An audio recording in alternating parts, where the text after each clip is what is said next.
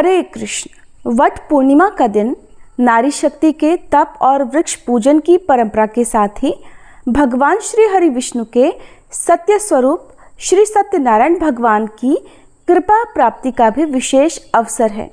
ऐसी मान्यता है कि व्रत, उपवास और वट वृक्ष पूजन के साथ अगर इस दिन श्रद्धापूर्वक श्री सत्यनारायण व्रत कथा का श्रवण और पूजन किया जाए तो मनुष्य को समस्त सांसारिक कष्टों से मुक्ति, सुख, समृद्धि और जीवन में स्थिरता प्राप्त होती है। पूर्णिमा का दिन स्वयं चंद्रमा की पूर्णता, मन की शुद्धता और भक्ति की पूर्ण भावना का प्रतीक होता है। इस दिन श्री सत्यनारायण भगवान की कथा से घर में सत्य, शांति, सुख और सौभाग्य का वास होता है। तो आइए प्रिय श्रोताओं, आज श्री सत्यनारायण भगवान की कथा का श्रवण करने से पहले हम सभी श्री भगवान गणेश जी का आह्वान करें। हे गजानन, हे गणपति, आप बुद्धि, विवेक और शुभारंभ के देवता हैं। आपके स्मरण मात्र से सारे विघ्न समाप्त हो जाते हैं और सभी कार्य मंगलमय रूप में पूर्ण होते हैं। आज जब हम वट पूर्णिमा व्रत, श्री सत्यनारायण भगवान की पूजा या कोई भी धार्मिक कार्य आरंभ कर रहे हैं तो सबसे पहले आपके श्री चरणों में साष्टांग प्रणाम करते हैं। कृपा कर हमारे मन, वाणी और कर्म को पवित्र करें, हमारे कार्यों में आने वाले सभी विघ्नों को दूर करें और इस पावन अनुष्ठान को निर्विघ्न, पुण्यदायक और कल्याणकारी बनाएं। हे श्री सत्यनारायण भगवान, आप ही संसार के आधार हैं, आप ही सत्य के रक्षक हैं। आज वट पूर्णिमा के पुण्य अवसर पर हम श्रद्धा भाव से आपके चरणों में नमन करते हैं। हमसे जाने अनजाने में हुई भूलों के लिए क्षमा करें और हमारे जीवन में सत्य, श्रद्धा और सेवा का दीप जलाएं। हमारी मनोकामनाएं पूर्ण हो, हमारे परिवार में सुख शांति बनी रहे और हम सदा आपके सत्य पथ पर चलें, ऐसी कृपा हमें प्रदान करें।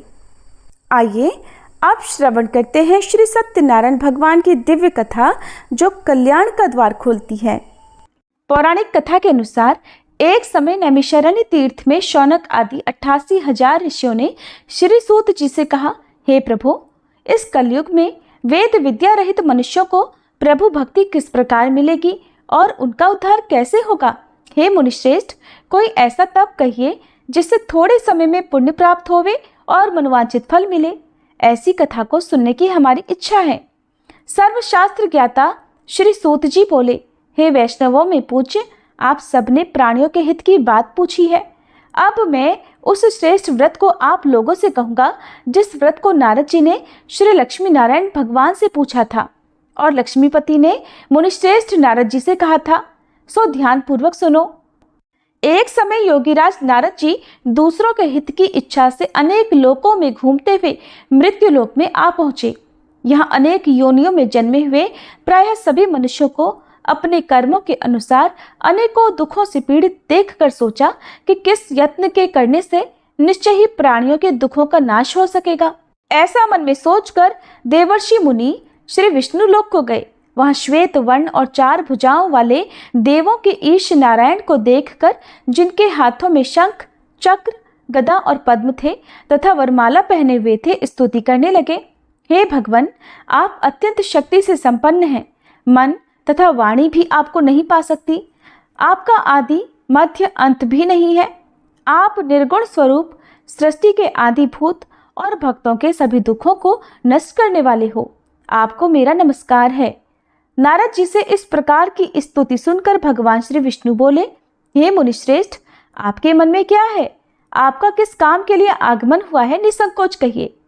तब नारद मुनि बोले, प्रभु, मृत्युलोक में सब मनुष्य जो अनेक योनियों में पैदा हुए हैं, अपने अपने कर्मों के द्वारा अनेक प्रकार के दुखों से दुखी हो रहे हैं। हे नाथ, यदि आप मुझ पर दया रखते हो तो बतलाइए कि उन मनुष्यों के सब दुख थोड़े से ही प्रयत्न से कैसे दूर हो सकते हैं? तब श्री विष्णु भगवान जी बोले, हे नारद, मनुष्यों की भलाई के लिए तुमने बहुत अच्छी बात पूछी है। जिस काम के करने से मनुष्य मोह से छूट जाता है वह मैं कहता हूँ, सुनो। बहुत पुण्य देने वाला, स्वर्ग तथा मृत्युलोक दोनों में दुर्लभ एक अत्यंत उत्तम व्रत है। आज मैं प्रेमवश होकर तुमसे कहता हूँ, श्री सत्यनारायण भगवान का ये व्रत अच्छी तरह विधि पूर्वक करके मनुष्य धरती पर आयु पर्यंत सुख भोग कर मरने पर मोक्ष को प्राप्त होता है। श्री भगवान के वचन सुनकर नारद मुनि बोले, हे भगवान, उस व्रत का फल क्या है, क्या विधान है, और किसने यह व्रत किया है, और किस दिन यह व्रत करना चाहिए, विस्तार पूर्वक कहिए। भगवान विष्णु बोले, हे नारद, दुख शोक आदि को दूर करने वाला, धन धान्य को बढ़ाने वाला, सौभाग्य तथा संतान को देने वाला यह व्रत सब स्थानों पर विजय करने वाला है।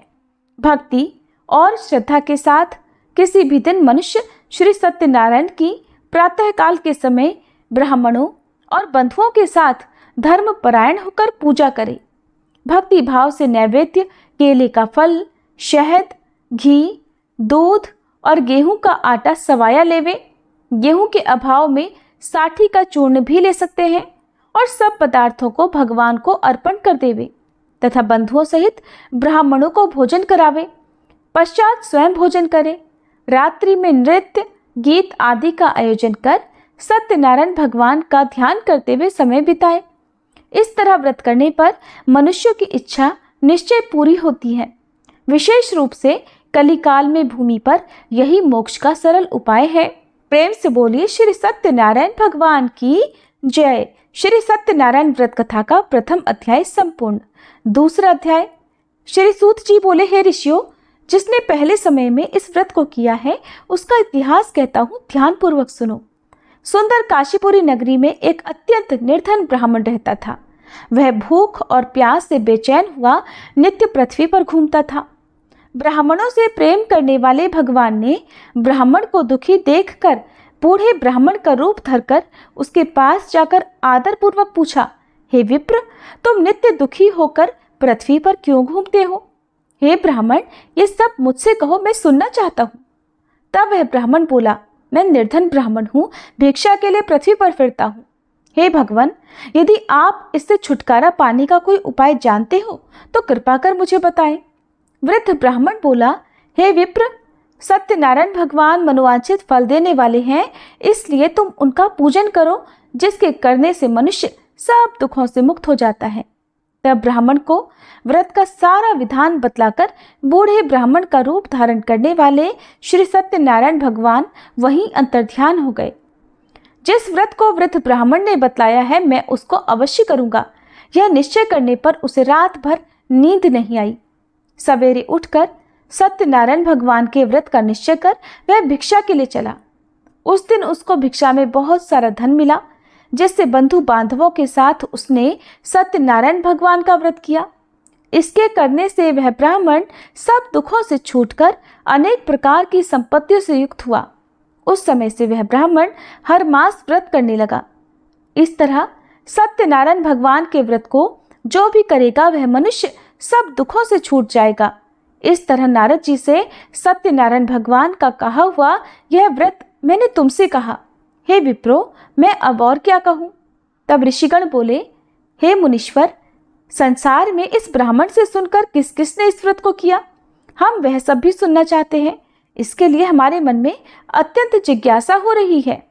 सूत जी बोले, हे मुनियों, जिसने इस व्रत को किया है वह सब भी सुनो।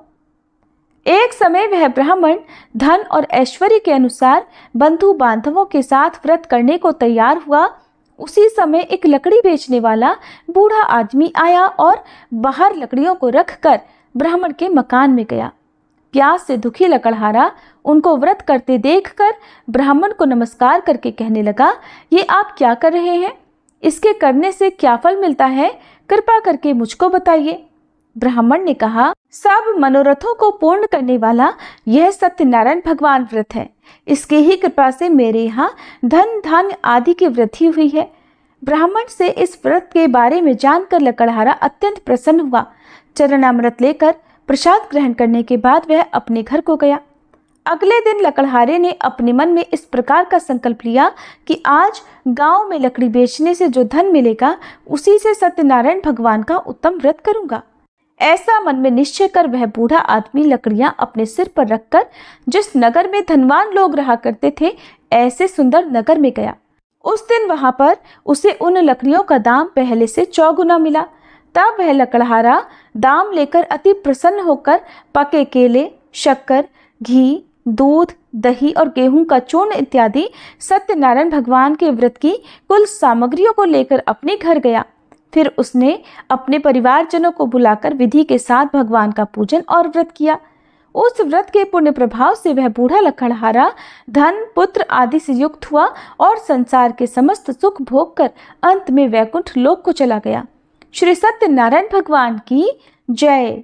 श्री सत्यनारायण व्रत कथा का 2वां अध्याय संपूर्ण। 3वां अध्याय। श्री सूत जी बोले, हे श्रेष्ठ मुनियों, अब आगे की कथा कहता हूँ, सुनो। पहले समय में उल्कामुख नाम का एक बुद्धिमान राजा रहा करता था। वह सत्यवक्ता और जितेंद्रिय था। प्रतिदिन देव स्थानों पर जाता और गरीबों को धन देकर उनके कष्ट दूर करता था। उसकी पत्नी कमल के समान मुख वाली और सती साध्वी थी। पुत्र प्राप्ति के लिए भद्रशिला नदी के तट पर उन दोनों ने सत्यनारायण भगवान का व्रत किया। उस समय वहां एक साधु नामक वैश्य आया। उसके पास व्यापार के लिए बहुत सारा धन था। वह नाव को किनारे पर ठहराकर राजा के पास आ गया और राजा को व्रत करते देखकर विनय के साथ पूछने लगा, हे राजन, भक्तियुक्त चित्त से ये आप क्या कर रहे हैं? मेरी सुनने की इच्छा है, सो आप मुझे ये बताइए। तब राजा बोला, हे वैश्य, अपने बांधवों के साथ पुत्र आदि की प्राप्ति के लिए यह महाशक्तिवान सत्यनारायण भगवान का व्रत और पूजन में कर रहा हूँ। राजा के वचन सुनकर साधु आदर से बोला, हे राजन, मुझसे भी इसका सब विधान कहो। मैं भी आपके कहे अनुसार इस व्रत को अवश्य करूंगा। मेरी भी कोई संतान नहीं है और मुझे विश्वास है कि इस व्रत के करने से निश्चय ही मुझे संतान प्राप्ति होगी। तब राजा से सब विधान सुनकर व्यापार से निवृत्त होकर वह आनंद के साथ अपने घर को गया। साधु ने अपनी स्त्री को संतान देने वाले इस व्रत को सुनाया और प्रण किया कि जब मेरे यहाँ संतान होगी तब मैं इस व्रत को करूंगा। साधु ने ऐसे वचन अपनी पत्नी लीलावती से कहे। एक दिन उसकी पत्नी पति के साथ आनंदित होकर सांसारिक धर्म में प्रवृत्त होकर श्री सत्यनारायण भगवान की कृपा से गर्भवती हो गई और 10वें महीने में उसके एक सुंदर कन्या का जन्म हुआ। वह कन्या दिनों दिन इस तरह बढ़ने लगी जैसे शुक्ल पक्ष का चंद्रमा बढ़ता है। कन्या का नाम कलावती रखा गया। तब लीलावती ने मीठे शब्दों में अपने पति से कहा कि स्वामी, जो आपने संकल्प लिया था कि मैं संतान होने पर सत्यनारायण भगवान का व्रत करूंगा, अब आप उसे करिए। साधु बोला, हे प्रिय, इसके विवाह पर करूंगा। इस प्रकार अपनी पत्नी को आश्वासन देकर वह नगर को चला गया।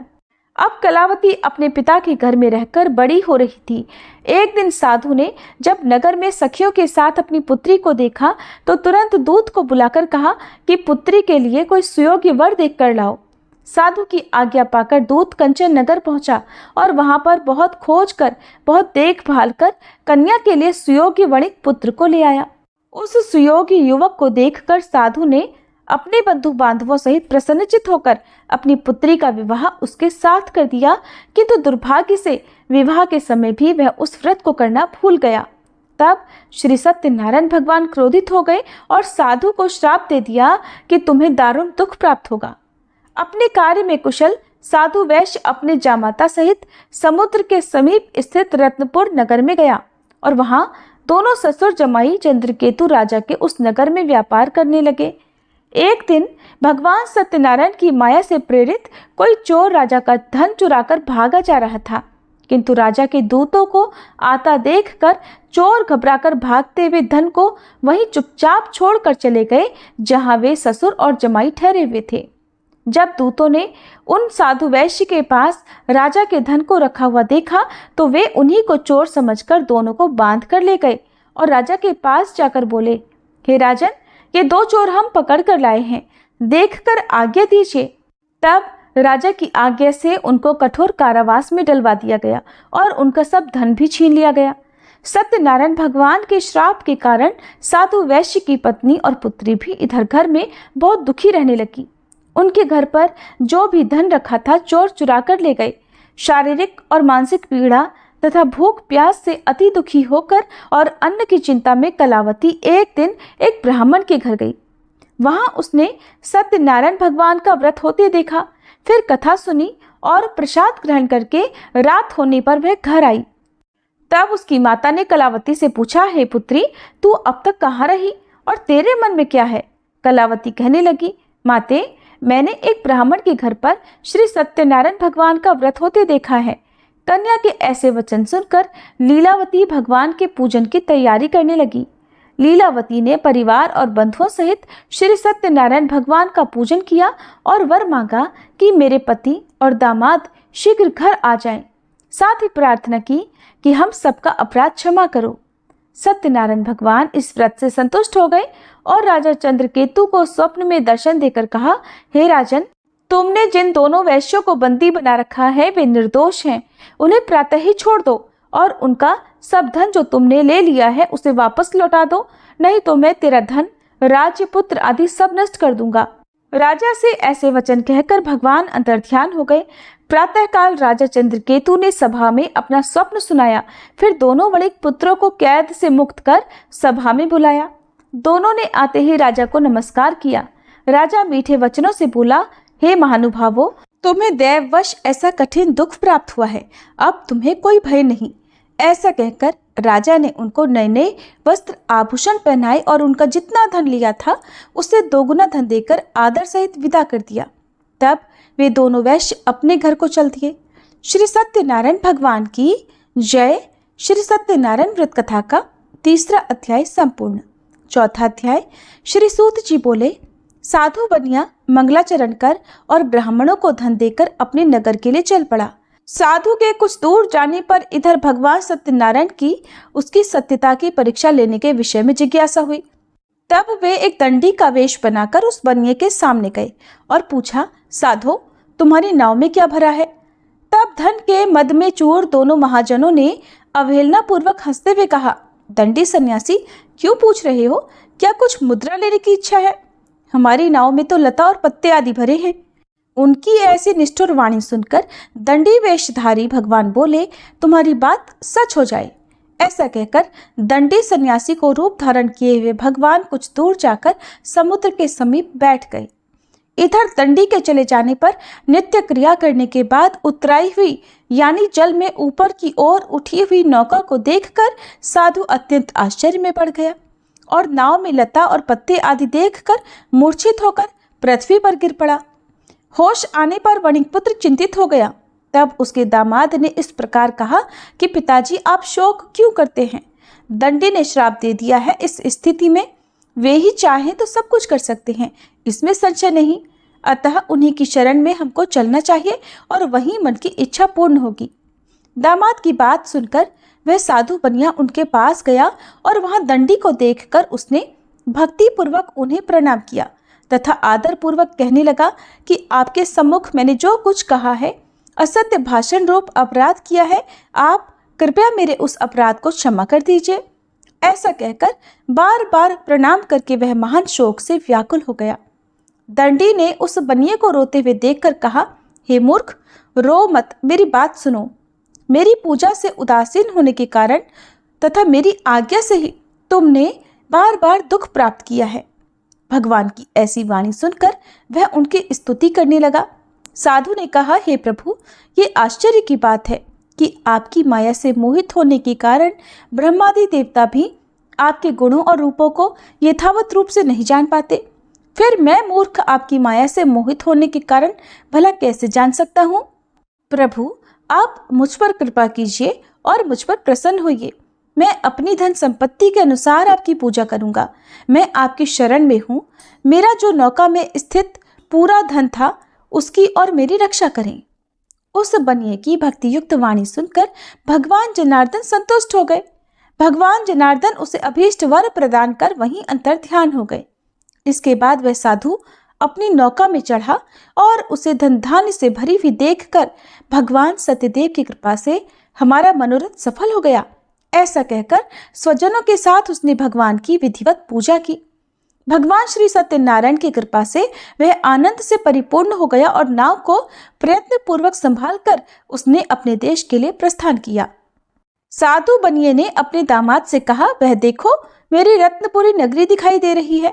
इसके बाद उसने अपने धन के रक्षक दूत को अपने आने का समाचार देने के लिए अपनी नगरी में भेजा। उसके बाद उस दूत ने नगर में जाकर साधु की पत्नी को हाथ जोड़कर प्रणाम किया और उसके लिए अभीष्ट बात की। सेठ जी अपने दामाद और बंधु वर्ग के साथ बहुत सारे धन धान्य से संपन्न होकर नगर के निकट पधार गए हैं। दूत के मुख से ये बात सुनकर वह अत्यंत आनंदित हुई और उस साध्वी ने श्री सत्यनारायण की पूजा करके अपनी पुत्री से कहा, पुत्री मैं साधु के दर्शन करने के लिए जा रही हूँ, तुम भी जल्दी आना। माता का ऐसा वचन सुनकर व्रत को समाप्त करके प्रसाद का परित्याग करके कलावती भी अपने पति का दर्शन करने के लिए चल पड़ी। इससे भगवान सत्यनारायण रुष्ट हो गए और उन्होंने उसके पति को तथा नौका को धन के साथ हरण करके जल में डुबो दिया। इसके बाद कलावती कन्या अपने पति को न देखकर महान शोक से रुदन करती हुए पृथ्वी पर गिर पड़ी। नाव का अदर्शन और कन्या को अत्यंत दुखी देखकर भयभीत मन से साधु बनिए ने सोचा, ये क्या आश्चर्य हो गया। नाव का संचालन करने वाले भी सभी चिंतित हो गए। इसके बाद वह लीलावती भी कन्या को देखकर दुख से व्याकुल हो गई और अत्यंत दुख से विलाप करती हुई अपने पति से इस प्रकार बोली, स्वामी अभी अभी नौका के साथ वह अदृश्य कैसे हो गया। न जाने किस देवता की उपेक्षा से वह नौका हरण कर ली गई, या फिर श्री सत्यनारायण का महात्म्य भला कौन जान सकता है। ऐसा कहकर वह अपने परिवारजनों के साथ विलाप करने लगी और कलावती कन्या को गोद में लेकर रोने लगी। कलावती भी अपने पति के नष्ट हो जाने पर दुखी हो गई और पति की पादुका लेकर उनका अनुगमन करने के लिए उसने मन में निश्चय किया। कन्या के इस प्रकार के आचरण को देखकर पत्नी सहित वह धर्म के साधु बनिया अत्यंत शोक व्याकुल हो गया और सोचने लगा, या तो भगवान सत्यनारायण ने यह अपहरण किया है या फिर हम सभी भगवान सत्यदेव की माया से मोहित हो गए हैं। अपनी धन की शक्ति के अनुसार मैं भगवान श्री सत्यनारायण की पूजा करूंगा। तब सभी को बुलाकर इस प्रकार कहकर उसने अपने मन की इच्छा प्रकट की और बारंबार भगवान सत्यदेव को दंडवत प्रणाम किया। इससे दीनों के परिपालक भगवान सत्यदेव प्रसन्न हो गए। भक्त वत्सल भगवान ने कृपा पूर्वक आकाशवाणी की कि तुम्हारी कन्या प्रसाद छोड़कर अपने पति को देखने चली आई है। निश्चय ही इस कारण उसका पति अदृश्य हो गया है। यदि घर जाकर यह प्रसाद ग्रहण करके वापस आए तो हे साधु बनिया, तुम्हारी पुत्री पति को प्राप्त करेगी, इसमें संशय नहीं। कलावती ने भी यह दिव्य आकाशवाणी सुनी तो वह शीघ्र ही अपने घर गई और उसने प्रसाद ग्रहण किया। वापस आकर उसने अपने परिवारजनों और अपने पति को भी देखा। तब कलावती कन्या ने अपने पिता से कहा कि पिताजी अब तो घर चलिए, देरी क्यों कर रहे हैं।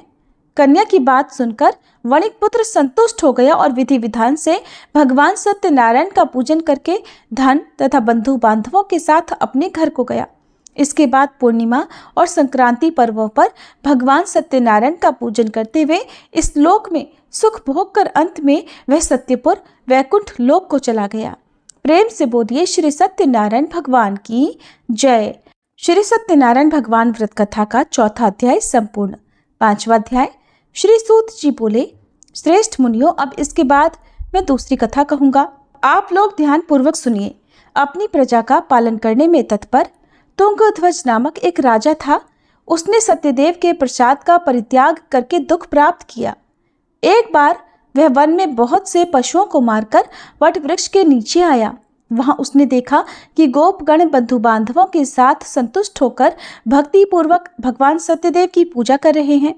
राजा यह देखकर भी अहंकारवश न तो वहां गया और न उसने भगवान सत्यनारायण को प्रणाम ही किया। पूजन के बाद सभी गोपगण भगवान का प्रसाद राजा के समीप रखकर वहां से लौट आए और इच्छानुसार उन सभी ने भगवान का प्रसाद ग्रहण किया। इधर राजा को प्रसाद का परित्याग करने से बड़ा दुख मिला। उसका संपूर्ण धन धान्य और सभी सौपुत्र नष्ट हो गए। राजा ने मन में यह निश्चय किया कि अवश्य ही भगवान सत्यनारायण ने हमारा नाश कर दिया है, इसलिए मुझे वहां जाना चाहिए जहां श्री सत्यनारायण का पूजन हो रहा था। ऐसा मन में निश्चय करके वह राजा गोपगणों के समीप गया और उसने गोपगणों के साथ भक्ति श्रद्धा से युक्त होकर विधि पूर्वक भगवान सत्यदेव की पूजा की। भगवान सत्यदेव की कृपा से वह पुनः धन और पुत्रों से संपन्न हो गया तथा इस लोक में सभी सुखों का उपभोग कर अंत में सत्यपुर वैकुंठ लोक को प्राप्त हुआ। श्री सूत जी कहते हैं, जो व्यक्ति इस परम दुर्लभ श्री सत्यनारायण के व्रत को करता है और पुण्यमयी तथा फल प्रदायिनी भगवान की कथा को भक्ति युक्त होकर सुनता है, उसे भगवान सत्यनारायण की कृपा से धन धान्य आदि की प्राप्ति होती है। दरिद्र धनवान हो जाता है, बंधन में पड़ा हुआ बंधन से मुक्त हो जाता है, डरा हुआ व्यक्ति भय मुक्त हो जाता है। ये सत्य बात है, इसमें संशय नहीं। इस लोक में वह सभी इच्छित फलों को भोग कर अंत में सत्यपुर वैकुंठ लोक को जाता है। हे ब्राह्मणों, इस प्रकार मैंने आप लोगों से भगवान सत्यनारायण के व्रत को कहा, जिसे करके मनुष्य सभी दुखों से मुक्त हो जाता है। कलयुग में तो भगवान सत्यदेव की पूजा विशेष फल प्रदान करने वाली है। भगवान विष्णु को ही कुछ लोग काल, कुछ लोग सत्य, कोई ईश और कोई सत्यदेव तथा दूसरे लोग सत्यनारायण नाम से कहेंगे। अनेक रूप धारण करके भगवान सत्यनारायण सभी का मनोरथ सिद्ध करते हैं। कलयुग में सनातन भगवान विष्णु ही सत्यव्रत रूप धारण करके सभी का मनोरथ पूर्ण करने वाले होंगे। हे श्रेष्ठ मुनियों, जो व्यक्ति नित्य भगवान सत्यनारायण की इस व्रत कथा को पढ़ता है, सुनता है, भगवान सत्यनारायण की कृपा से उसके सभी पाप नष्ट हो जाते हैं। हे मुनीश्वरों, पूर्व काल में जिन लोगों ने भगवान सत्यनारायण का व्रत किया था, उसके अगले जन्म का वृतांत कहता हूँ, आप लोग सुनिए। महान प्रजा संपन्न शतानंद नाम के ब्राह्मण सत्यनारायण व्रत करने के प्रभाव से दूसरे जन्म में सुदामा नामक ब्राह्मण हुए और उस जन्म में भगवान श्री कृष्ण का ध्यान करके उन्होंने मोक्ष प्राप्त किया। लकड़हारा भील गुहों का राजा हुआ और अगले जन्म में उसने भगवान श्री राम की सेवा करके मोक्ष प्राप्त किया। महाराज उल्कामुख दूसरे जन्म में राजा दशरथ हुए, जिन्होंने श्री रंगनाथ जी की पूजा करके अंत में वैकुंठ प्राप्त किया। इस प्रकार धार्मिक और सत्यव्रती साधु पिछले जन्म के सत्यव्रत के प्रभाव से अपने दूसरे जन्म में मोरध्वज नामक राजा हुआ।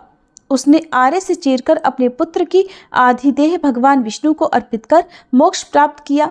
महाराज तुंगध्वज जन्मांतर में स्वयंभू मनु हुए और भगवत संबंधी संपूर्ण कार्यों का अनुष्ठान करके वैकुंठ लोक को प्राप्त हुए।